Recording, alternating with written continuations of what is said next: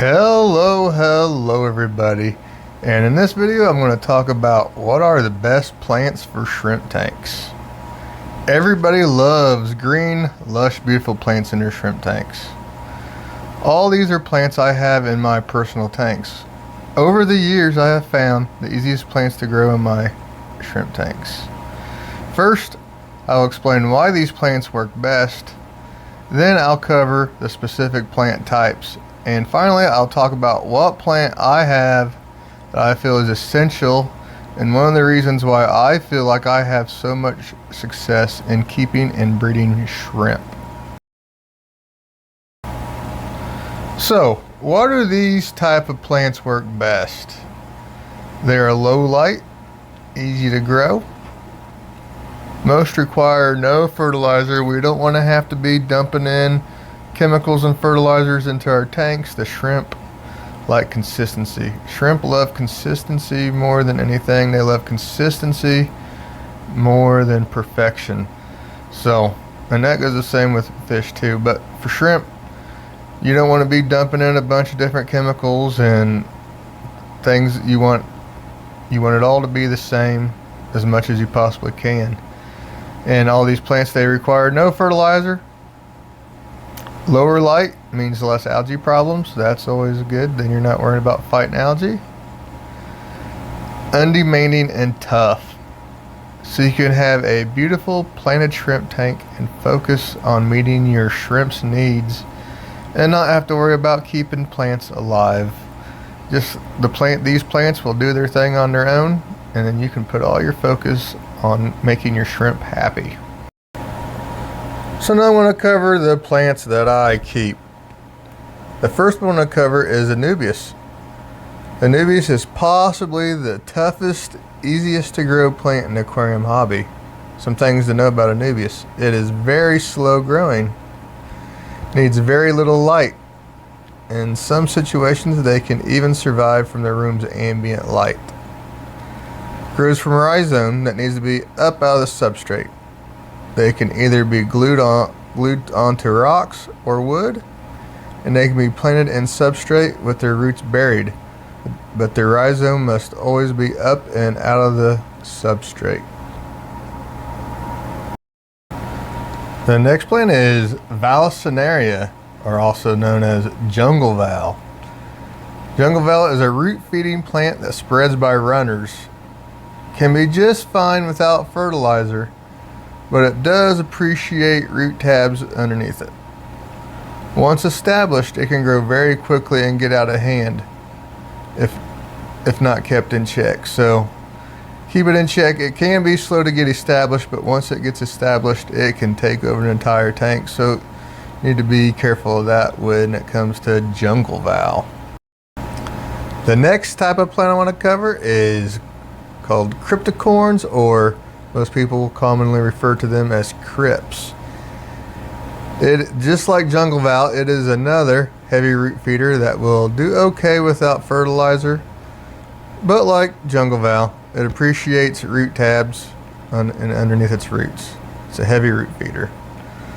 Some Crips can be demanding, but almost all the common readily available species of Crips will be easy to grow.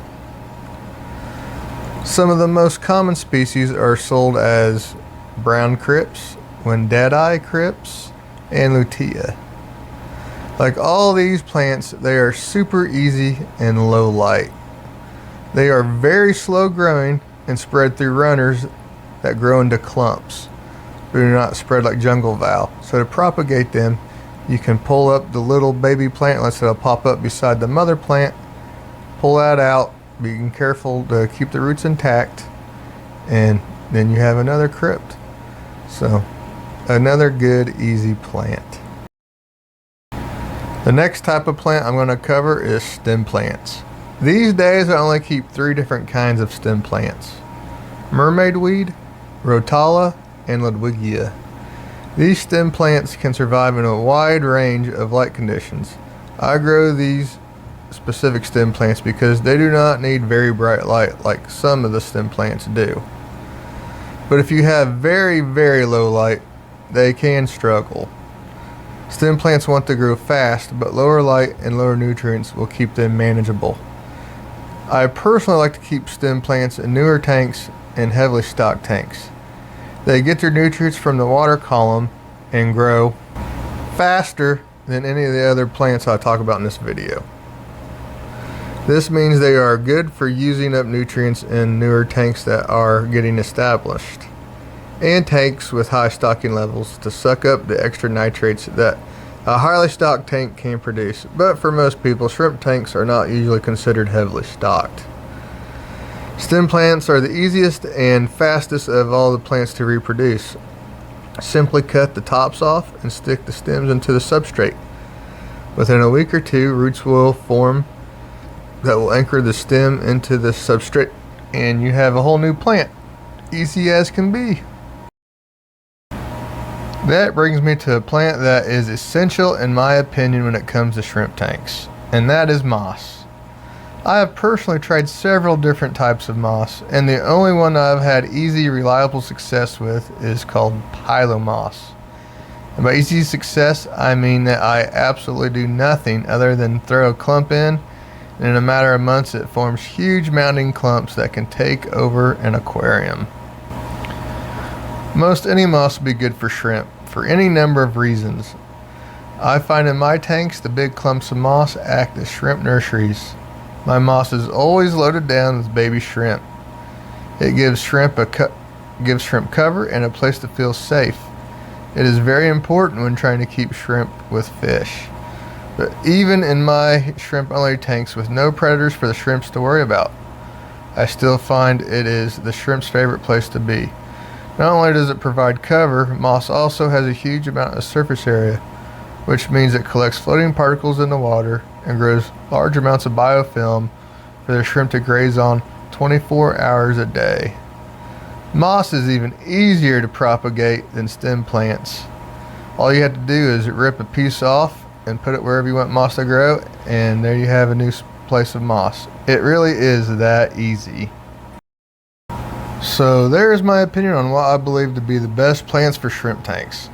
All these plants I have had growing in my tanks for years and are the plants I have had the most and easiest success with, and that serve the most useful purpose for the shrimp, which is always the number one reason for me. I mean, taking care of the shrimp is the number one concern. I've tried numerous other plants over the years, and these are the ones that have the best growing habits, are not out of control. I've had several stem plants that I've grown, like water wisteria. That plant will do, it's super easy, but it just takes over and grows too fast in my tanks. So I've slowly phased that one out over time, but maybe that's another plant you like. It's a pretty cool plant. But this is my personal experience and all the plants I grow in my tanks, and I keep it easy, and so then I can put all my focus on the shrimps. So if you see anything in this tank or in this video that you like in my tanks, feel free to check out my website, markshellyaquatics.com. There'll be a link in the description. And if you stuck around all the way to the end, I'd like to invite you to subscribe and check out more of my videos about keeping cherry shrimp and plants in natural planted tanks. Thank you guys for watching. Bye.